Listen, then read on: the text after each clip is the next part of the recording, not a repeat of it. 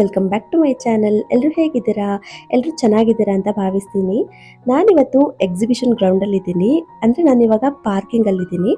ದಸರಾ ಟೈಮಲ್ಲೂ ಕೂಡ ಇಲ್ಲೇನೆ ಪಾರ್ಕಿಂಗ್ಗೆ ವ್ಯವಸ್ಥೆ ಮಾಡಿರ್ತಾರೆ. ಅಂದರೆ ಇದು ಅರಮನೆ ಎದುರುಗಡೆನೇ ಇರುವಂಥ ದೊಡ್ಡ ಗ್ರೌಂಡು. ಹಾಗಾಗಿ ಇಲ್ಲೇನೆ ಪಾರ್ಕಿಂಗ್ಗೆ ವ್ಯವಸ್ಥೆ ಮಾಡಿರ್ತಾರೆ. ಇವಾಗಲೂ ಕೂಡ ಇಲ್ಲಿ ಗಾಡಿ ಪಾರ್ಕ್ ಮಾಡಿಬಿಟ್ಟು ನಾವಿವಾಗ ಒಳಗೆ ಹೋಗ್ತಾ ಇದ್ದೀವಿ. ಅಂದರೆ ನಾವು ದಸರಾ ಟೈಮಲ್ಲಿ ಎಕ್ಸಿಬಿಷನ್ಗೆ ಹೋಗಿರಲಿಲ್ಲ. ಹಾಗಾಗಿ ಈ ವರ್ಷ ಏನೇನೆಲ್ಲ ಇದೆ ಅಂತ ನೋಡ್ಕೊಂಡು ಬರೋಣ ಅಂತ ಬಂದ್ವಿ. ನಿಮಗೂ ಕೂಡ ತೋರಿಸ್ತೀನಿ, ಬನ್ನಿ ಹೋಗೋಣ. ಹಾಗೇನೆ ಇಲ್ಲಿ ಹೊರಗಡೆ ನವಿಲು ಲೈಟಿಂಗ್ಸ್ ಕೂಡ ಮಾಡಿದ್ದಾರೆ, ನೋಡ್ಬೋದು, ಚೆನ್ನಾಗಿ ಕಾಣಿಸ್ತಾ ಇತ್ತು. ಒಳಗಡೆನೂ ಕೂಡ ಇದೇ ತರ ಇದೆ, ಅದನ್ನು ಕೂಡ ತೋರಿಸ್ತೀನಿ. ಮತ್ತೆ ಇಲ್ಲಿ ಸೈಡಲ್ಲೆಲ್ಲ ಈ ತರ ಸಿಂಪಲ್ ಆಗಿ ಲೈಟಿಂಗ್ಸ್ ಮಾಡಿದ್ರು. ನಾವು ಆಕ್ಚುಲಿ ಫ್ರಂಟ್ ಗೇಟ್ ಇಂದಾನೆ ಬಂದ್ವಿ. ಅಂದ್ರೆ ನಿಮ್ಗೆ 2 ಕಡೆಯಿಂದ ಎಂಟ್ರಿ ಇರುತ್ತೆ. ಒಂದು ಅರಮನೆ ಕಡೆಯಿಂದ ಒಂದು, ಇನ್ನೊಂದು ನೀವೇನಾದ್ರೂ ಮಾಲ್ ಆಫ್ ಮೈಸೂರು ಕಡೆಯಿಂದ ಬಂದ್ರೆ ಅಲ್ಲಿಂದ ಕೂಡ ಒಂದು ಎಂಟ್ರಿ ಇರುತ್ತೆ. ಅಲ್ಲಿ ಪಾರ್ಕಿಂಗು ಎಲ್ಲಾನು ಕೂಡ ಅಲ್ಲೂ ಕೂಡ ಇರುತ್ತೆ. ನೀವು ಆ ಕಡೆಯಿಂದನಾದ್ರೂ ಬರ್ಬೋದು, ಈ ಕಡೆಯಿಂದನಾದ್ರೂ ಬರ್ಬೋದು. ಹಾಗೇನೆ ಫ್ರಂಟ್ ಗೇಟ್ ಅಲ್ಲಿ 2 ಕಡೆ ಟಿಕೆಟ್ ಕೌಂಟರ್ ಇದೆ. ಅಂದ್ರೆ ವೀಕೆಂಡ್ ಅಲ್ಲೆಲ್ಲ ತುಂಬಾ ರಶ್ ಆಗ್ಬಿಡುತ್ತೆ, ಹಾಗಾಗಿ 2 ಕಡೆ ಇಟ್ಟಿದ್ದಾರೆ ಅಂತ ಅನ್ಸುತ್ತೆ. 6 ಚಕ್ಕ ಪಕ್ಕ 2 ಕಡೆ ಟಿಕೆಟ್ ಕೌಂಟರ್ ಇರುತ್ತೆ. ಟಿಕೆಟ್ ಪ್ರೈಸ್ ಬಂದು ಒಬ್ರಿಗೆ 40 ರುಪೀಸ್ ಇರುತ್ತೆ, ಚಿಕ್ಕ ಮಕ್ಕಳಿಗೆ 30 ರುಪೀಸ್ ಇರುತ್ತೆ.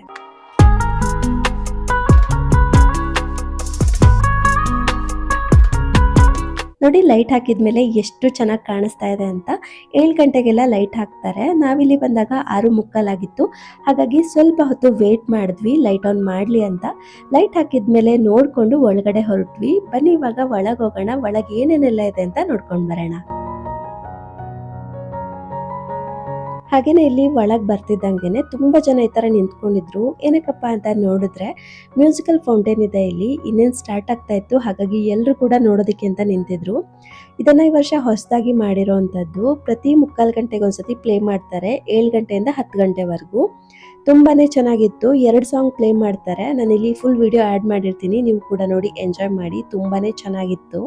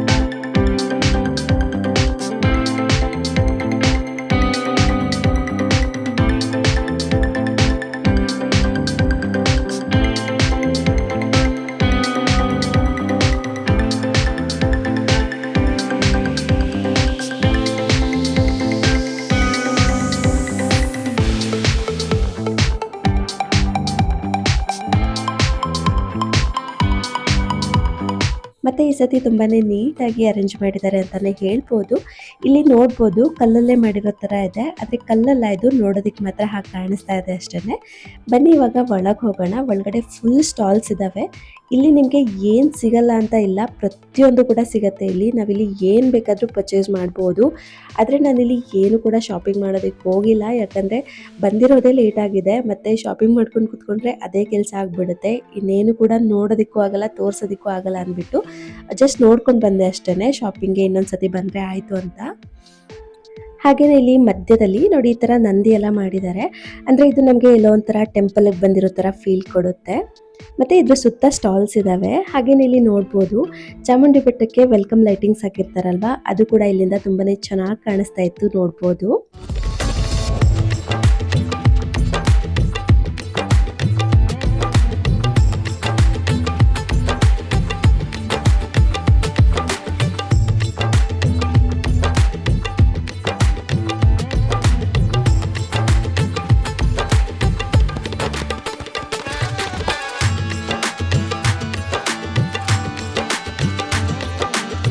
ಹಾಗೆಯೇ ಇಲ್ಲಿ ಮುಂದೆ ಬಂದರೆ ಇಲ್ಲೇನೋ ಮ್ಯೂಸಿಕಲ್ ಪ್ರೋಗ್ರಾಮ್ ನಡೀತಾ ಇತ್ತು. ಏನಾದರೂ ಸ್ಟೇಜ್ ಪರ್ಫಾರ್ಮೆನ್ಸ್ ಇದ್ದರೆ ಇಲ್ಲೇ ಮಾಡ್ತಾರೆ. ಡೈಲಿ ಇದೇ ಥರ ಏನಾದರೂ ಪ್ರೋಗ್ರಾಮ್ಸ್ ಇರುತ್ತೆ ಇಲ್ಲಿ. ಮತ್ತು ಇಲ್ಲೇನೋ ಹೊಸದಾಗಿ ಮನೆ ಥರ ದೊಡ್ಡದಾಗಿ ಮಾಡಿದಾರಲ್ಲ ಅಂತ ನೋಡೋದಕ್ಕೆ ಹೋದರೆ ಹೋಟೆಲ್ ಇದು ತುಂಬಾ ದೊಡ್ಡದಾಗಿ ಮಾಡಿದ್ರು ಮಾತ್ರ. ಇಷ್ಟು ದೊಡ್ಡದಾಗಿ ಇಲ್ಲಿ ಹೋಟೆಲ್ ಮಾಡೋ ಅವಶ್ಯಕತೆ ಇತ್ತ ಅಂತ ನನಗೆ ಅನ್ನಿಸ್ತು. ಯಾಕಂದರೆ ಆಚೆ ಫುಡ್ ಕೋರ್ಟ್ ಇದೆ, ಅಲ್ಲಿ ಬೇಕಿದ್ರೆ ಇವರು ಮಾಡ್ಕೋಬೋದಿತ್ತು. ಬಟ್ ಇಲ್ಲಿ ಏನಕ್ಕೆ ಮಾಡಿದ್ದಾರೆ ಅಂತ ನನಗೆ ಅರ್ಥ ಆಗಲಿಲ್ಲ. ಇಲ್ಲಿ ಬೇರೆ ಏನಾದರೂ ಮಾಡ್ಬೋದಾಗಿತ್ತು. ನೀವೇನಾದರೂ ಇಲ್ಲಿ ಹೋಗಿದ್ರೆ ನಿಮಗೆ ಅನ್ನಿಸ್ತು ಇದ್ರ ಬಗ್ಗೆ ಅನ್ನೋದನ್ನು ಕಮೆಂಟ್ ಮೂಲಕ ತಿಳಿಸಿ. ನನಗಂತೂ ಇಲ್ಲಿ ಇದರ ಅವಶ್ಯಕತೆ ಇರಲಿಲ್ಲ ಅಂತ ಅನಿಸುತ್ತೆ. ಮತ್ತು ಇಲ್ಲಿ ನಾವು ವೀಕ್ ಡೇಸಲ್ಲೇ ಬಂದಿರೋದ್ರಿಂದ ಜನ ಸ್ವಲ್ಪ ಕಮ್ಮಿ ಇದ್ದಾರೆ. ನೀವೇನಾದರೂ ಇಲ್ಲಿ ವೀಕೆಂಡಲ್ಲಿ ಬಂದ್ರಂತೂ ಕಾಲಿಡೋಕ್ಕೂ ಜಾಗ ಇರಲ್ಲ, ಅಷ್ಟು ಜನ ಇರ್ತಾರೆ, ಅಷ್ಟು ಕ್ರೌಡ್ ಇರುತ್ತೆ ಅಂತ ಹೇಳ್ಬೋದು. ಹಾಗಾಗಿ ನೀವೇನಾದರೂ ಬರೋದಾದರೆ ವೀಕ್ ಡೇಸಲ್ಲೇ ಬನ್ನಿ, ಆರಾಮಾಗಿ ನೋಡಿಕೊಂಡು ಹೋಗ್ಬೋದು. ಮಧ್ಯಾಹ್ನ 3 ಗಂಟೆಯಿಂದ ರಾತ್ರಿ 10 ಗಂಟೆವರೆಗೂ ಓಪನ್ ಇರುತ್ತೆ, ನೀವು ಬಂದು ವಿಸಿಟ್ ಮಾಡ್ಬೋದು. ಮತ್ತು ಇದು ದಸರಾ ಸ್ಟಾರ್ಟ್ ಆದಾಗಲೇ ಇದು ಕೂಡ ಸ್ಟಾರ್ಟ್ ಆಗಿರುತ್ತೆ. 3 ಮಂತ್ಸ್ ಇರುತ್ತೆ, ಅಂದರೆ ಡಿಸೆಂಬರ್ ಎಂಡ್ವರೆಗೂ ಕೂಡ ಇರುತ್ತೆ. ನೀವು ಯಾವಾಗ ಬೇಕಾದರೂ ಬರ್ಬೋದು. ನಾನಂತೂ ಇಲ್ಲಿ ವರ್ಷದಲ್ಲಿ ಒಂದು 2-3 ಸತಿ ಅಂತೂ ಬಂದೇ ಬರ್ತೀನಿ. ಚೆನ್ನಾಗಿರುತ್ತೆ, ಎಲ್ಲನೂ ಒಂದೇ ಕಡೆ ಸಿಗೋದ್ರಿಂದ ನಮ್ಗೆ ಏನು ಬೇಕೋ ಅದನ್ನು ಶಾಪಿಂಗ್ ಮಾಡಿಕೊಂಡು ರಿಲ್ಯಾಕ್ಸ್ ಮಾಡಿಕೊಂಡು ಹೋಗ್ಬೋದು. ತುಂಬಾ ಚೆನ್ನಾಗಿರುತ್ತೆ.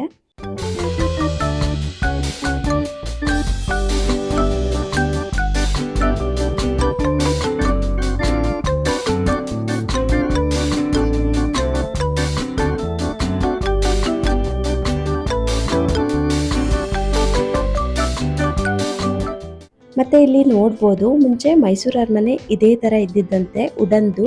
ಆದರೆ ಅದು ಬೆಂಕಿಯಿಂದ ಸುಟ್ಟೋದ್ಮೇಲೆ ಇವಾಗಿದೆ ಅಲ್ವಾ ಅರಮನೆ, ಅದನ್ನು ಕಟ್ಸಿರೋದಂತೆ. ಹಳೆ ಅರಮನೆ ಮಾದರಿನಲ್ಲೇ ಇಲ್ಲೂ ಕೂಡ ರೆಡಿ ಮಾಡಿದ್ದಾರೆ. ನೋಡ್ಬೋದು ಎಷ್ಟು ಬ್ಯೂಟಿಫುಲ್ ಆಗಿ ಕಾಣಿಸ್ತಾ ಇದೆ ಅಂತ. ಇದ್ರ ಒಳಗಡೆ ಕೂಡ ಹೋಗ್ಬೋದಿತ್ತು, ಆದರೆ ಯಾಕೋ ಕ್ಲೋಸ್ ಮಾಡಿದ್ರು, ಹಾಗಾಗಿ ಹೊರಗಡೆಯಿಂದಲೇ ತೋರಿಸ್ತಾ ಇದ್ದೀನಿ. ಹಾಗೆಯೇ ಇದ್ರ ಪಕ್ಕದಲ್ಲೇ ಈ ಥರ ಚಿಕ್ಕದಾಗಿ ಒಂದು ಚಿಲ್ಡ್ರನ್ಸ್ ಪಾರ್ಕ್ ಕೂಡ ಮಾಡಿದ್ದಾರೆ. ನೋಡ್ಬೋದು ಎಷ್ಟು ಕ್ಯೂಟ್ ಆಗಿದೆ ಅಂತ. ಚಿಕ್ಕ ಮಕ್ಕಳಿಗೆಲ್ಲ ಇದು ಇಷ್ಟ ಆಗುತ್ತೆ.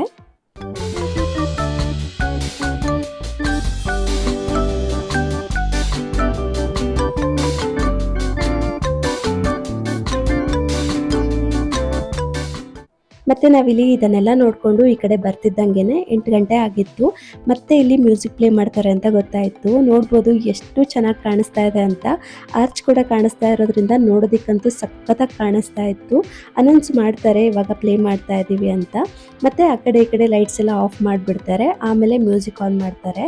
ತುಂಬಾ ಚೆನ್ನಾಗಿ ಕಾಣಿಸ್ತಾ ಇತ್ತು ಈ ಕಡೆಯಿಂದ ಕೂಡ. ಹಾಗಾಗಿ ಒಂದು 2 ಮಿನಿಟ್ಸ್ ವಿಡಿಯೋ ಆ್ಯಡ್ ಮಾಡಿದ್ದೀನಿ. ನಿಮ್ಗೇನಾದರೂ ಬೋರ್ ಆಗುತ್ತೆ ಅಂದರೆ ಸ್ಕಿಪ್ ಮಾಡ್ಬೋದು.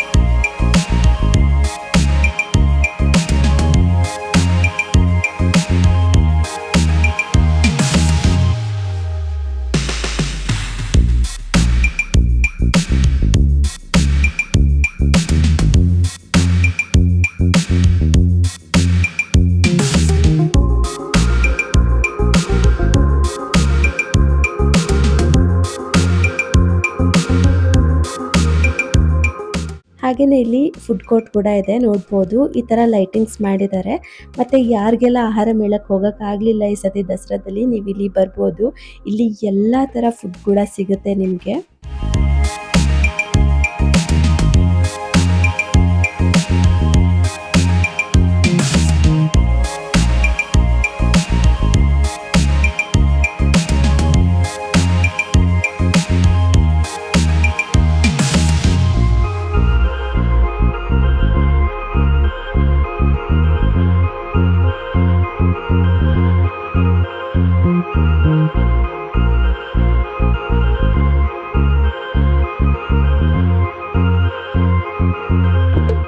ಹಾಗೆಯೇ ಇಲ್ಲಿ ಕಲೆ, ಸಾಹಿತ್ಯ, ಕೃಷಿ, ಕೈಗಾರಿಕೆ, ಶಿಕ್ಷಣ, ಪ್ರವಾಸೋದ್ಯಮ, ಹೈನುಗಾರಿಕೆ ಇದೇ ಥರ ಪ್ರತಿಯೊಂದ್ರ ಬಗ್ಗೆನೂ ಕೂಡ ಇಲ್ಲಿ ಈ ಥರ ಸಪ್ರೇಟಾಗಿ ರೆಡಿ ಮಾಡಿರ್ತಾರೆ.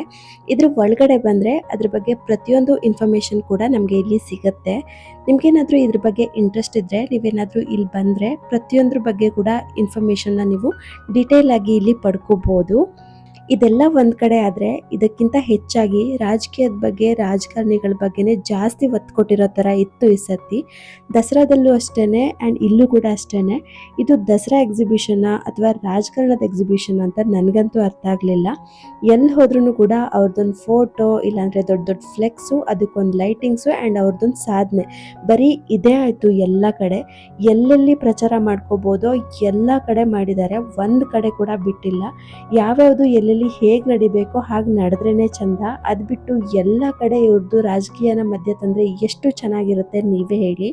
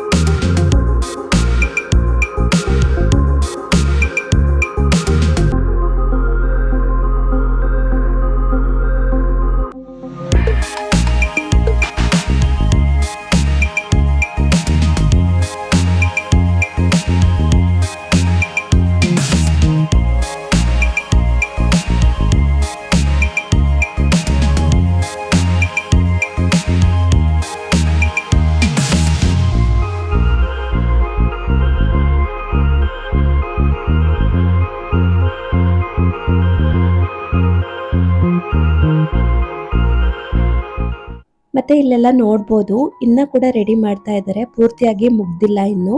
ಅಂದ್ರೆ ಎಕ್ಸಿಬಿಷನ್ಗೆಲ್ಲ ಹೋಗುವಾಗ ಸ್ವಲ್ಪ ಲೇಟಾಗಿ ಹೋದ್ರೇನೆ ಒಳ್ಳೇದು. ಅಂದ್ರೆ ದಸರಾದಲ್ಲೆಲ್ಲ ಬಂದ್ರಂತೂ ಏನು ಕೂಡ ರೆಡಿ ಆಗಿರಲ್ಲ, ಪೂರ್ತಿ ಸ್ಟಾಲ್ಗಳು ಕೂಡ ಬಂದಿರಲ್ಲ ಇಲ್ಲಿ. ಹಾಗಾಗಿ ಸ್ವಲ್ಪ ಲೇಟಾಗಿನೇ ಬರ್ತಾ ಇದ್ದೆ ನಾನು ಯಾವಾಗಲೂ. ಬಟ್ ಈ ಸತಿ ನಿಮಗೆಲ್ಲ ತೋರ್ಸೋಣ ಅಂದ್ಬಿಟ್ಟು ಬೇಗನೆ ಬಂದೆ. ಆಲ್ಮೋಸ್ಟ್ ಎಲ್ಲನೂ ಆಗಿದೆ, ಇನ್ನ ಸ್ವಲ್ಪ ರೆಡಿ ಆಗಬೇಕು ಅಷ್ಟೇ. ನೀವೇನಾದರೂ ಇಲ್ಲಿ ಬರೋದಾದರೆ ನವೆಂಬರ್ ಇಲ್ಲ ಡಿಸೆಂಬರ್ ಟೈಮಲ್ಲಿ ಬನ್ನಿ, ಅವಾಗ ಎಲ್ಲನೂ ಕೂಡ ರೆಡಿ ಆಗಿರುತ್ತೆ, ಎಲ್ಲನೂ ಕೂಡ ನೋಡ್ಕೊಂಡು ಹೋಗ್ಬೋದು.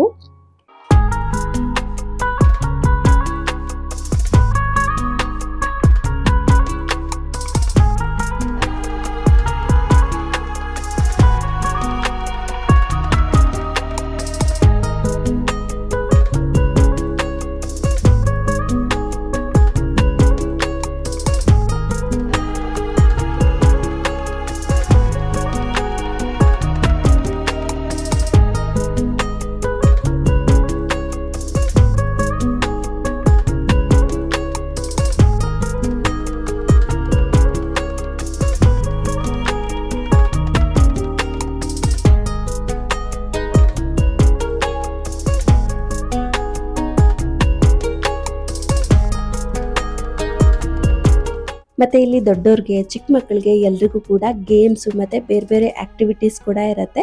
ಚಿಕ್ಕ ಮಕ್ಕಳನ್ನೆಲ್ಲ ಕರ್ಕೊಂಡೋದ್ರೆ ತುಂಬಾ ಇಷ್ಟಪಡ್ತಾರೆ. ತುಂಬ ಥರ ಗೇಮ್ಸ್ ಇದ್ದಾವೆ ಇಲ್ಲಿ. ಮತ್ತು ಇಲ್ಲೆಲ್ಲ ಫ್ಯಾಮಿಲಿ ಜೊತೆ ಹೋಗೋದಕ್ಕಿಂತ ಫ್ರೆಂಡ್ಸ್ ಜೊತೆ ಹೋದರೆ ಇನ್ನೂ ಚೆನ್ನಾಗಿರುತ್ತೆ ಅಂತ ನನಗನ್ಸುತ್ತೆ. ಎಲ್ಲ ಗೇಮ್ಸ್ ಎಲ್ಲ ಆಡಿಕೊಂಡು ಎಂಜಾಯ್ ಮಾಡಿಕೊಂಡು ಬರ್ಬೋದು. ತುಂಬಾ ಚೆನ್ನಾಗಿರುತ್ತೆ ಅಂತ ನನಗನ್ಸುತ್ತೆ.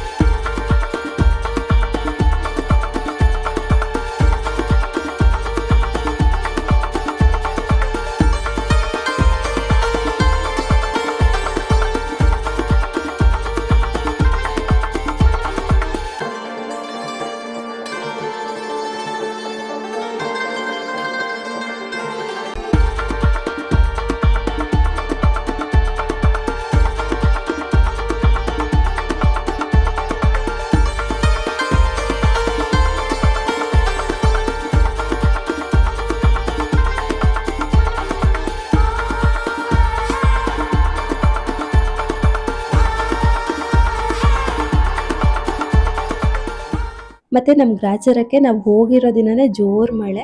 ಸ್ವಲ್ಪ ನೋಡ್ತಿದ್ದಂಗೆ ಫುಲ್ ಮಳೆ ಬಂದುಬಿಡ್ತು. ಇನ್ನೇನು ಮಾಡೋದು, ವಾಪಸ್ ಬಂದ್ವಿ ಅಷ್ಟೇ. ಸ್ವಲ್ಪ ಅರ್ಜೆಂಟಲ್ಲೇ ಎಲ್ಲನೂ ನೋಡ್ಕೊಂಡು ಬಂದಿದ್ದಾಯಿತು. ಮತ್ತು ಜೋರು ಮಳೆ ಸ್ಟಾರ್ಟ್ ಆಗಿಬಿಡ್ತು. ಆಚೆ ಬರೋದಕ್ಕೂ ಕೂಡ ಆಗ್ತಾ ಇರಲಿಲ್ಲ. ಇಲ್ಲಿ ಎಲ್ಲರೂ ಕೂಡ ಬಜ್ಜಿ ಬೋಂಡ ಅಂತ ತಿನ್ಕೊಂಡು ನಿಂತಿದ್ರೆ, ನಾನಿಲ್ಲಿ ಐಸ್ ಕ್ರೀಮ್ ತಿನ್ಕೊಂಡು ನಿಂತಿದ್ದೆ. ನನಗಂತೂ ಈ ಥರ ಮಳೆಯಲ್ಲಿ ಐಸ್ ಕ್ರೀಮ್ ತಿನ್ನೋದಕ್ಕೆ ತುಂಬಾ ಇಷ್ಟ. ಮಳೆ ಸ್ವಲ್ಪ ಕಡಿಮೆ ಆದಮೇಲೆ ಆಚೆ ಬಂದ್ವಿ. ಆದರೂ ಕೂಡ ಬಿಟ್ಟು ಬಿಟ್ಟು ಬರ್ತಾನೆ ಇತ್ತು. ಮತ್ತು ನೋಡ್ಬೋದು, ನಾವು ಆಚೆ ಬಂದಾಗ ಸುಮಾರು ಒಂದು 11 ಗಂಟೆ ಆಗಿಬಿಟ್ಟಿತ್ತು. ಲೈಟ್ಸ್ ಎಲ್ಲ ಪೂರ್ತಿ ಆಫ್ ಮಾಡಿಬಿಟ್ಟಿದ್ರು. ಹಾಗೆಯೇ ನಿಮಗೂ ಕೂಡ ಈ ವಿಡಿಯೋ ಇಷ್ಟ ಆಯಿತು ಅಂತ ಭಾವಿಸ್ತೀನಿ. ನಿಮಗೇನಾದರೂ ಈ ಎಕ್ಸಿಬಿಷನ್ ವಿಡಿಯೋ ಇಷ್ಟ ಆಗಿದ್ದರೆ ಪ್ಲೀಸ್ ಒಂದು ಲೈಕ್ ಮಾಡಿ, ಶೇರ್ ಮಾಡಿ, ಹಾಗೆಯೇ ಸಬ್ಸ್ಕ್ರೈಬ್ ಮಾಡ್ಕೊಳ್ಳಿ ಅಂತ ಹೇಳ್ತಾ ಸಿಗೋಣ ಮುಂದಿನ ವಿಡಿಯೋದಲ್ಲಿ. ಅಲ್ಲಿವರೆಗೂ tata, bye, take care, love you all, thank you.